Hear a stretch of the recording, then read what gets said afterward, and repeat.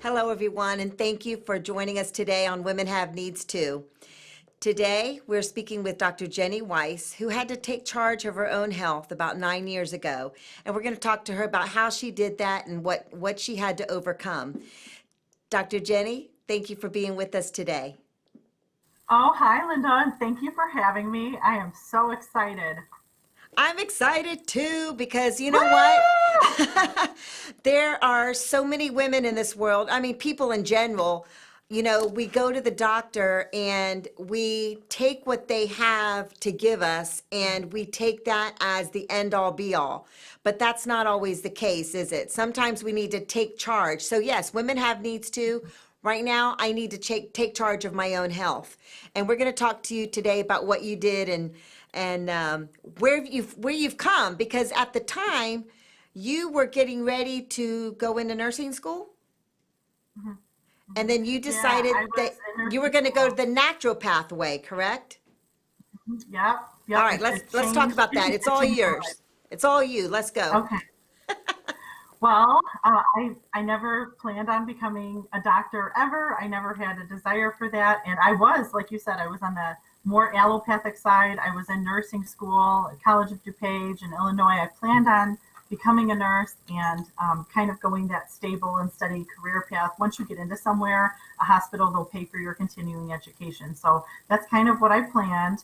And I ended up getting very sick, and I had some health challenges, digestive challenges.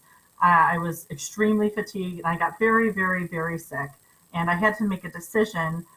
Something had to change. I had to have the desire to change, and women do have needs too. And if you want to change, you really can change for the better, but it starts with having that desire. So I wanted to get better, and I knew that the prescriptions weren't doing anything for me, and I had to start some research. And I found that there's a natural side, there's an alternative side, and I started seeing an acupuncturist. And I was, taught my whole life that certain things in the food pyramid were good for me. When I found out that they weren't, and I had some allergies and some sensitivities, and I had to eliminate certain foods and add in others and do a whole bunch of other things in the process, take herbs and really take charge of my own health.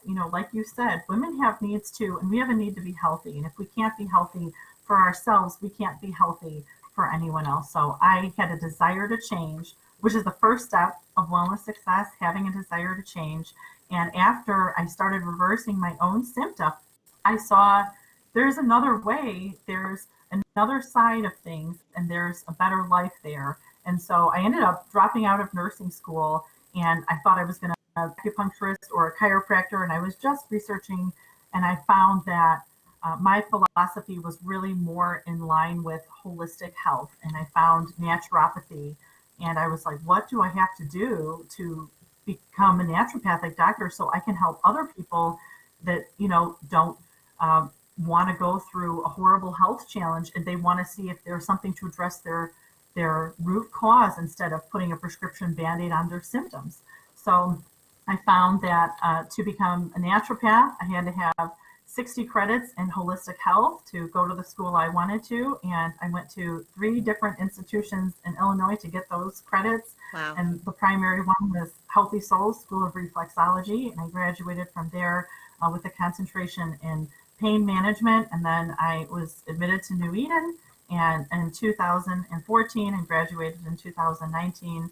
And I became a naturopathic doctor after I finished my clinical internship also and got board certified. And it started because I got sick. And that's actually why a lot of naturopaths become naturopaths. So that I was kind believe of it. the start of my health journey. I believe it. And you became an expert in the thyroid, correct? Yes, yeah. In clinic, when I was in clinic, I just had hundreds of people come in that they had all these different symptoms, but their thyroid was always off.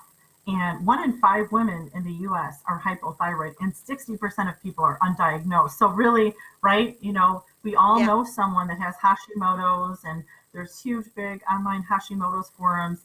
And I thought, all of these different symptoms that are seemingly unrelated are really related to thyroid. So if your menstrual cycle is off, if you notice your skin is really dry, or if you're having trouble sleeping at night, or your hair is thinning, or your digestive process seems a little off, that's all connected to thyroid. Thyroid even helps to regulate heartbeat and breathing, in sleep. So if something's off, we can sometimes trace it back to the thyroid. And then by addressing those root causes, you start to see the symptoms go away. So I saw all these women, predominantly women, 80% of hypothyroid is women, and they just were sick of being sick. They're sick and tired of being sick and tired.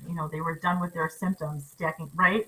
Yeah, that was me You back in too. 2017. I thought I was going to die. I literally thought I was going to die. I didn't even tell my husband that I thought I was going to die. I was in Vegas and on for work, and I'd been there all week. And being hypothyroid, you know, there's some things that you're not really supposed to put in your body, but I think I was putting every single one of them in my body that one week. Wow. And heavy, excessive alcohol intake as well. And I think that was my downfall. And I felt bad but going into Vegas, but when I was coming out of Vegas, I literally knew that I had to do something different. And yes, it takes a need. There's a lot of women out there who want to change the way they feel, the way they look, and their health. There's a lot of women out there Yeah. who want to do it, but a lot of times we don't do it until it's a necessity. And I'm going to tell everybody out there, don't wait that long, because you may not be the one leaving Vegas. You might be the one staying there and going to a morgue. And I hate to put it that bluntly, but that's how I felt. And I knew that day that I had to do some and make some changes. I didn't have a doctor at the time because I was, just new in the Tampa area at that time, and so I hadn't even established a doctor. And I knew also that I didn't want to cure my problem with medicine. Am I allowed to say that? Yeah. That's I'm what it already is. on I'm already on Yeah. Synthroid, and they told me back in the 90s when I got on Synthroid that I was going to have to be on it forever, okay? And I told the doctor then, I said, this better be the only pill I have to take, because I don't even want to take one pill. Because I watched my mother and my grandmother, and I know my viewers have seen me say this in previous shows, but I was not going to fall in that pattern. I was not going to do it.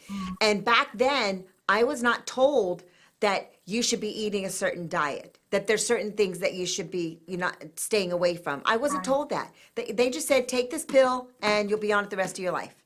That was it. That was my Wow. education. And so now, over the That's last a few typical years, response. yeah, so over the last few years, I did go to a root cause clinic, and I chose to do it through food. I healed Uh, my body through food, and food is a medicine, right? yeah, absolutely. Hippocrates said that, let thy food be thy medicine and thy medicine be thy food. And it really does.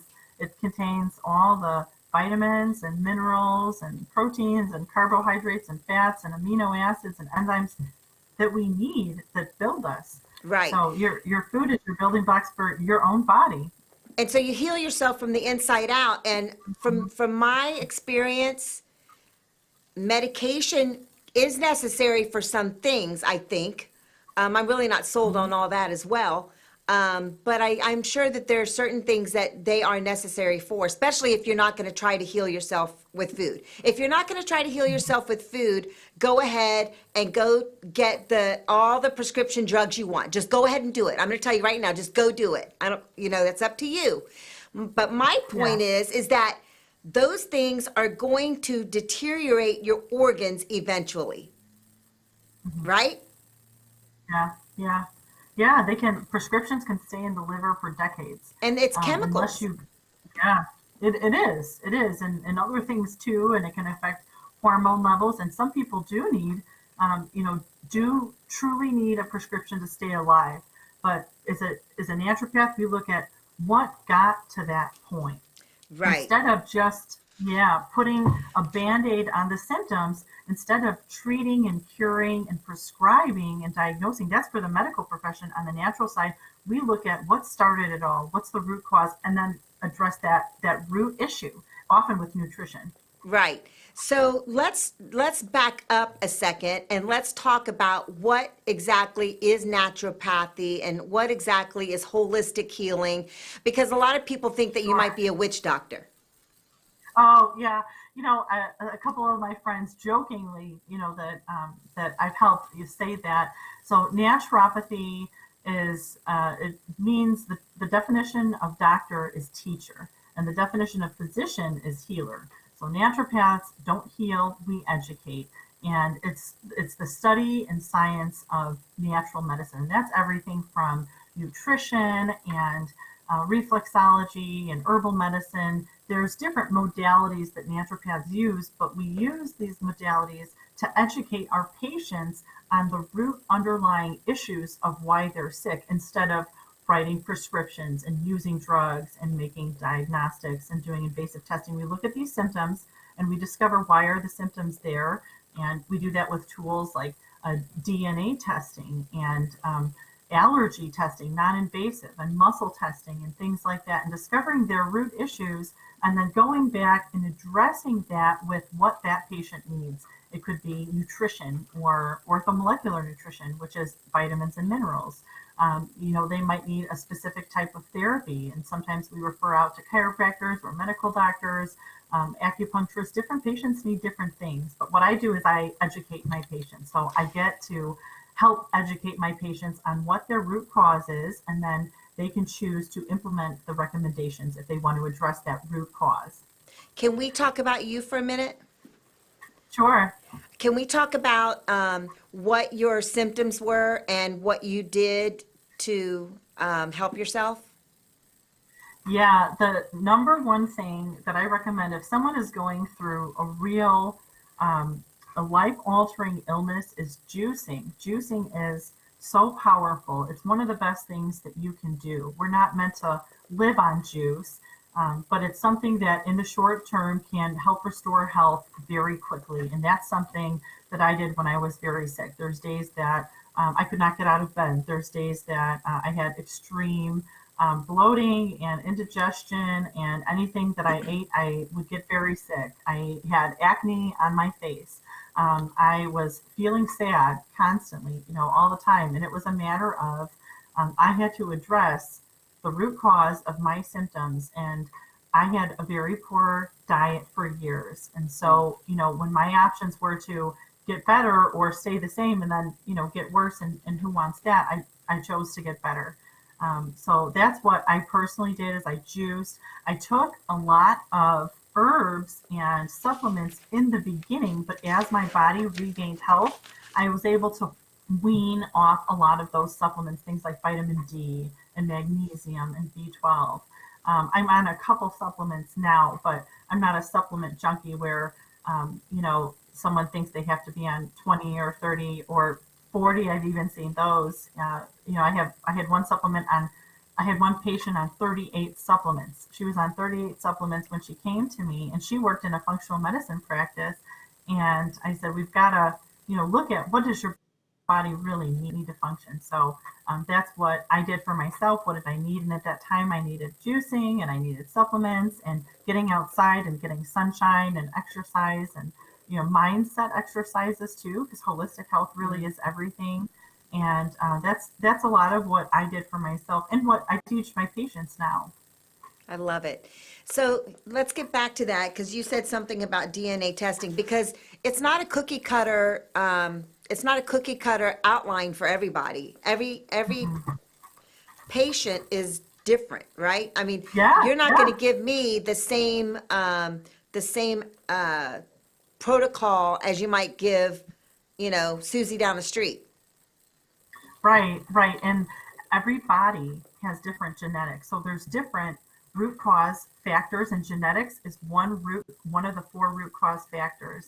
And so we look at genetics and see, are there any proclivities, like specific tendencies to have a vitamin or mineral deficiency or a processing disorder or a disorder of processing macronutrients like proteins, carbohydrates, and fat. And we find that out from the DNA, running the test, and then we look at diet. And then that is nutrition. That's the second, root cause factor, and that is closely tied into genetics, and you can help to support your genetics with nutrition. So we do DNA testing, and a lot of our patients have been doing that now because it really helps to address, your DNA is unique, it's unique to you, and no two people on the planet are alike, even twin sisters in the same family. And I've had a couple sets of sisters, they have different DNA, very different, and they have different tendencies. So addressing those tendencies then nutritionally is the next step. That's interesting. So twin sisters have totally different protocol because of their DNA. And you do DNA testing, and you base that, those results, and on the DNA testing, you base the protocol off of that. That's one segment of the protocol. Okay. So of the 4 different root causes, yes, a protocol will be based on genetic factors, and then there's a nutrition protocol, and then there's environmental and biological factors. And environmental and biological factors are things like what surrounds you, and biological are things like disease, parasites, Epstein-Barr. Oftentimes Hashimoto's patients will be exposed to the Epstein-Barr virus. The bacterial infections, those are all biological, environmental things like, crop dusters and EMF, electromagnetic frequencies. Those are all contributors to Hashimoto's, exposure to pesticides and herbicides, things like that. So we look at environmental and biological factors. We look at nutritional factors. We look at genetic factors, and then we look at mental health factors, mental and emotional health. What's stress like in their life? Women have needs too. I love the name of that because women need sleep. And I talked with a patient yesterday. She gets 2 to 4 hours of sleep a day, and she's 50. And I thought I couldn't function on that. And I try and get 8 hours, and I'm busy, and I'm a newlywed, and we have a couple businesses, and I'm a doctor, and I get 8 hours of sleep. And I need to do that to function. I couldn't imagine sleeping 2 hours a night. So we address mental health factors as well. And those are kind of the different areas where a root cause could be in nutrition. It could be anything from food allergies, intestinal permeability, sensitivities, things like that, deficiencies, or an overabundance of something. Those are all different nutritional root causes. And we look at each of the root cause factors and really dig deep, kind of like a detective with a magnifying glass, trying to see what is going on with that patient, and how do they feel, and are they happy in their lives? And we really do look at that holistic picture, the holistic health circle. Yeah, let's talk about that for a minute, because there's a difference between how a traditional doctor is educated and a functional doctor. Can we talk about that education-wise? Sure, yeah. And there is a difference in our American allopathic medical system. MDs, they go to school 4 years full time, and besides taking, anatomy and physiology and biology and chemistry and psychology, they're taking a lot of pharmacopoeia. They're taking a lot of courses around pharmacology and drug-drug interactions and drug families and classifications and contraindications and dosing. A lot of my friends from high school are now medical doctors, and that is what their classes are around.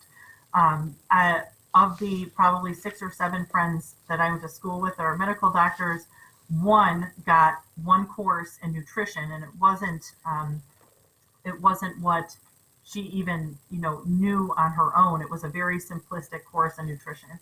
So most medical doctors have an average of 4 hours, not credit hours, but contact hours of nutrition training in their 4-year full-time program. And then they go on to do their residency and their internship, and that's another, 2 to 4 years right there. And their education is it's very good. And it's very good on the allopathic side. They know how to prescribe, Right. They can identify symptoms, they know how to diagnose, and they're necessary. Absolutely. Allopathic physicians are necessary Yeah. in it for emergency situations, for surgery. I couldn't imagine getting into a car crash and not going to the ER. I want to see a physician. That's important. And then there's the other side. There's the naturopathic side, and I took all those same courses: biology and chemistry and anatomy and physiology and pathology. And then after taking those same courses, the rest of the program is based on nutrition. So there's thousands and thousands of hours of education on nutrition and herbal medicine, and Right. reflexology and iridology, hydrotherapy, naturopathic approaches and ethics and things like that. So that's where the education differs. It's still a 4-year full-time program. And then I had a 1,200 contact hour clinical internship at Natural Intuitive Wellness in Illinois. I became board certified as a naturopathic doctor with the AAMA. So it's very extensive education, just like the medical is very extensive, and Right. it's just very different. There's different focuses.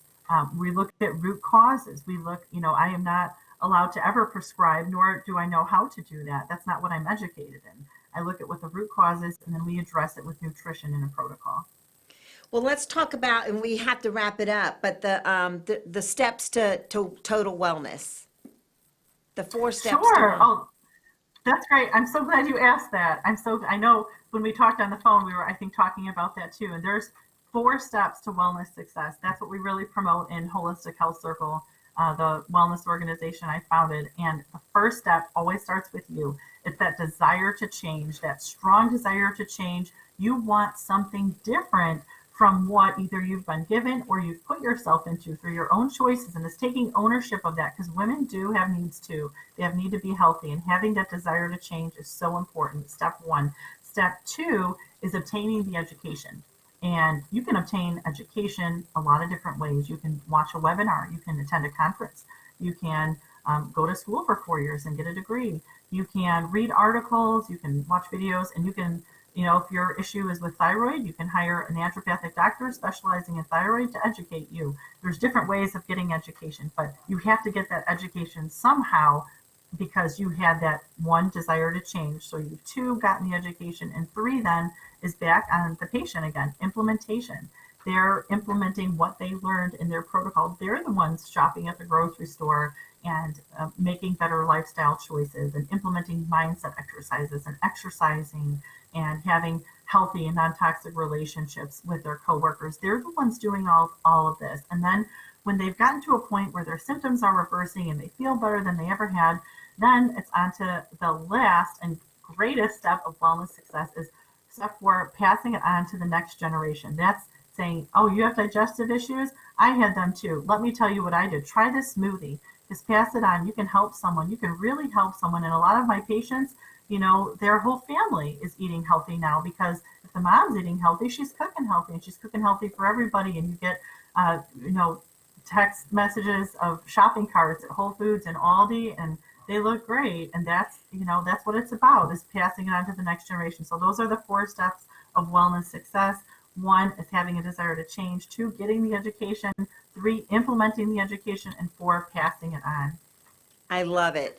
And we need to have you back on so you can talk about labels. What's more important, the front of the label or the back of the label? You have Oh, a, sure.